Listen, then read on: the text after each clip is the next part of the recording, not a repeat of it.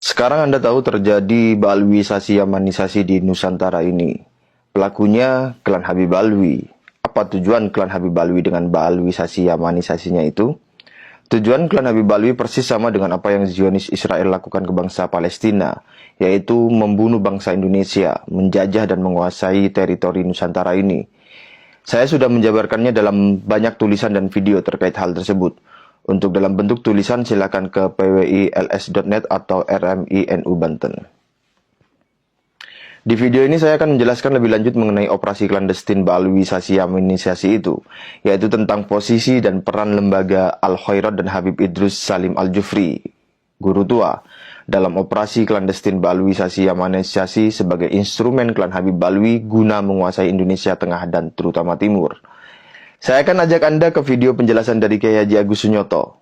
Mohon perhatikan baik-baik bagaimana delegitimasi terhadap NU, rencana memecah NKRI menjadi dua bagian, dan klan Habib Alwi dan Hadrami Non Ba'alwi lah aktor utamanya melalui FPI, HTI, Gerakan 212, 414, dan lain-lain yang segerombolan. Yang pertama, ini menurut catatan saya, tahun 2014, di sebuah perguruan tinggi ternama di Jakarta diadakan seminar sejarah nasionalis Indonesia. Ya. Pembicaranya adalah para doktor, ya, dan sejarawan nasional.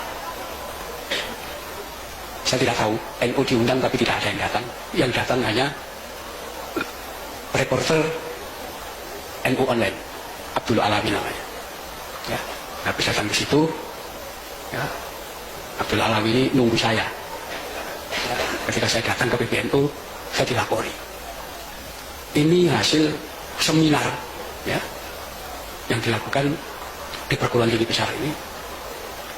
Itu semua pembicara mengatakan dalam pergerakan nasional Indonesia, ya, perintisan mulai kebangkitan nasional sampai Indonesia merdeka, sampai membentuk negara Kesatuan Republik Indonesia, satu-satunya organisasi yang tidak punya peranan apapun NU. Ya. Jadi NU sama sekali tidak punya sumbangan apapun pada negara ini. Itu pandangan para sejarawan. Ya. Pandangan para sejarawan tentang NU. Sampai dengan sinis mereka mengatakan PKI itu aja punya peranan kok. Ya, pernah berontak melawan kolonial, melawan Belanda tahun 1926. Ya, NU nggak pernah, ya, nggak punya peran apa. Rupanya mereka sangat yakin dengan sejarah versi mereka, ya, di mana dalam sejarah versi mereka itu sumber-sumber itu kan semua tersimpan di museum-museum dan perpustakaan di luar negeri. Ya, mereka yakin orang NU nggak bakal bisa masuk ke sana. Ya.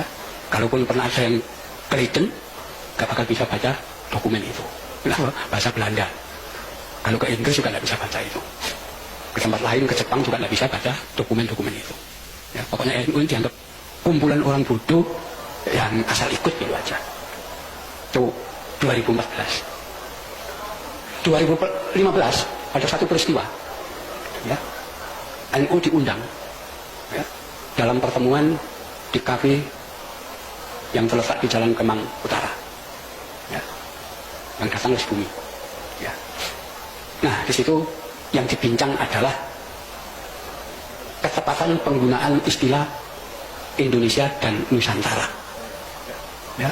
Mereka membincang penggunaan sebutan Indonesia itu tidak cocok karena itu bahasa asing. Yang cocok adalah Nusantara. Ya. Rupanya di situ NU diundang karena mereka menganggap NU itu Islam Nusantara. Ya, itu tanggal 17 Oktober 2015. 3 hari kemudian tanggal 20 Oktober 2015 kita diundang lagi di tempat yang sama, tapi kali ini bahasanya lain. Ya, ada 2 tema utama yang dibahas. Tema yang pertama, pembubaran NKRI. Jadi Indonesia mau dibubarkan. Ya, jadi mereka lewat jaringan luar negeri, ya, lembaga-lembaga internasional nanti mengusahakan agar semua lembaga internasional memberikan penilaian bahwa Indonesia adalah negara gagal. Ya, korupsinya terkendali, kemiskinan meluas dan seterusnya. Ya. Di situ pelanggaran HAM dan itu nanti akan dicap. Ya, kalau sudah jadi negara gagal ya bubar, nanti ganti negara baru.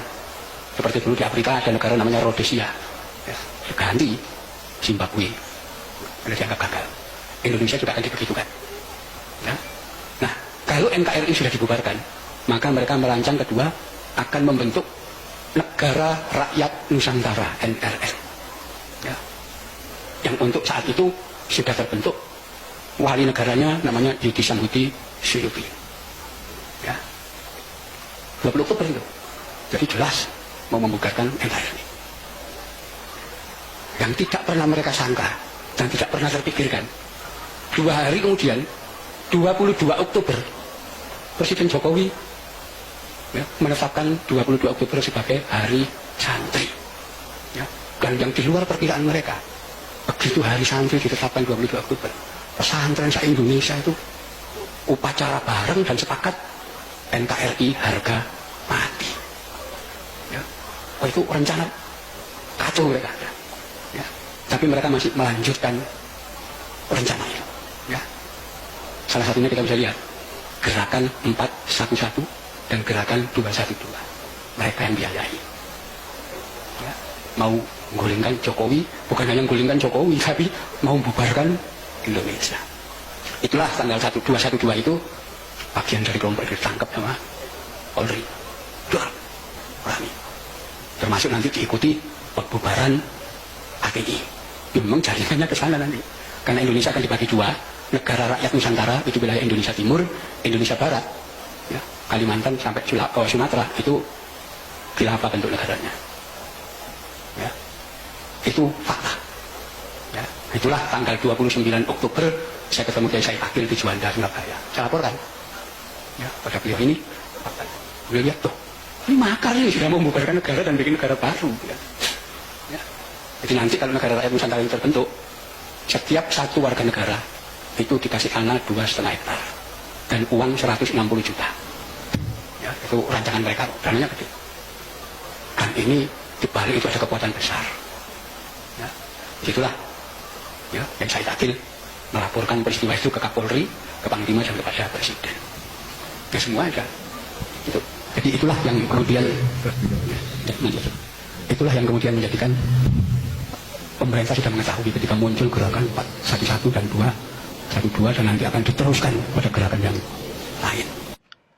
Perhatikan fakta-fakta yang terungkap pada 2-3 tahun terakhir ini. Baalwisasi Yamanisasi masif terjadi di Indonesia bagian barat. Tema dan nuansa yang diusung adalah khilafah. Puzzle-nya sesuai dengan penjelasan Kiai Haji Agus Sunyoto yang mengatakan Indonesia akan dibagi 2. NRN itu wilayah Indonesia Timur. Indonesia Barat, Kalimantan sampai Sumatera itu khilafah bentuknya. Bentuk negaranya, itu fakta. Itu Indonesia Barat ya. Nah, sekarang untuk Indonesia Timur yang rencananya akan menjadi NRN, klan Habib Alwi akan bergerak melalui apa? Atau menggunakan instrumen apa untuk menguasai Indonesia Timur dan mempropagandakan NRN sekaligus jadi pemimpin atau penguasanya? Baik pada konteks saat itu dan saat ini. Melalui Muhammadiyah? Tidak mungkin. Melalui NU? Juga nggak mungkin. Meskipun NU sedang kesurupan Habib Tai, dalam hal subversif terhadap negara, NU tidak mungkin melakukannya. Jadi melalui instrumen apa? Yang paling suitable terhadap rencana pendirian NRN itu adalah jaringan lembaga Al-Khairat yang didirikan oleh Habib Idrus Salim Al-Jufri yang konon katanya memiliki jaringan ratusan dan sekitar 1.000 cabang lebih. Jaringan Al-Khairat dan Habib Idrus Salim Al-Jufri digunakan untuk menundukkan pikiran masyarakat Indonesia Tengah dan Timur. Melalui apa? Skemanya sama, patternnya sama dengan baalwisasi Yamanisasi yang terjadi di Indonesia Barat, yaitu menggunakan propaganda klaim sejarah sebagai senjata utama menanam dan memperkuat pengaruh serta melegitimasi kekuasaan klan Habib Alwi di Indonesia Tengah dan Timur. Dan bahwa pribumi Nusantara di Tengah dan Timur harus tunduk kepada klan Habib Alwi karena pribumi Nusantara berhutang jasa kepada klan Habib Alwi. Kita bisa lihat bagaimana bendera merah putih diklaim sebagai jasa Habib Idrus Salim Al-Jufri dan bagaimana narasi itu membonceng nama besar NU. Apalagi tadi disampaikan mau diadakan haulnya guru tua Al-Habib Idrus bin Salim Al-Jufri. Perlu diketahui, ajaran yang dibawa oleh Jam'iyyatu Nahdlatul Ulama dengan ajaran yang dibawa oleh guru tua Al-Habib Idrus bin Salim Al-Jufri, juga ajaran yang dibawa oleh mufti-mufti kesultanan yang ada di Maluku Utara, semuanya berada di satu khittah yang sama, di satu manhaj yang sama, di satu akidah yang sama, di satu fikih yang sama, di satu tariqah yang sama. Perlu diketahui, para ulama ini punya peran besar atas merdekanya Republik Indonesia dan berdirinya Republik Indonesia. Bendera merah putih itu disebutkan Al-Habib Idrus bin Salim Al-Jufri mengirim surat kepada Kiai Haji Hashim Asy'ari di awal-awal merdekanya bangsa Indonesia. Pada waktu itu terjadi musyawarah menentukan bendera Republik Indonesia. Ternyata guru tua mengirim surat kepada Kiai Haji Hashim Asy'ari yang isinya mengusulkan bahwa bendera Republik Indonesia berwarna merah dan putih. Kemudian Kiai Hashim Asy'ari menerima saran tersebut yang ditulis oleh guru tua dan disampaikan kepada Presiden pertama Republik Indonesia Insinyur Soekarno, dan diaminkan keinginan tersebut dan dipilih bendera merah putih sebagai bendera Republik Indonesia. Usulannya dari ulama, dari guru tua. Makanya ini subhanallah ada korelasi. Selain dibuat acara Jam'iyyah Nahdlatul Ulama, ternyata tidak lama lagi dibuat haul guru tua. Antara Nahdlatul Ulama dengan guru tua punya hubungan historis yang sangat kuat. Inilah yang tertulis dalam syairnya guru tua. Kullu ummatin laha ramzu izzin wa ramzu izzina al-hamra'u wal bayda. Setiap bangsa memiliki bendera kemuliaan, simbol kebesaran, simbol keagungan, dan simbol keagungan negara Republik Indonesia adalah bendera sang pusaka merah dan putih. Itu syairnya guru tua.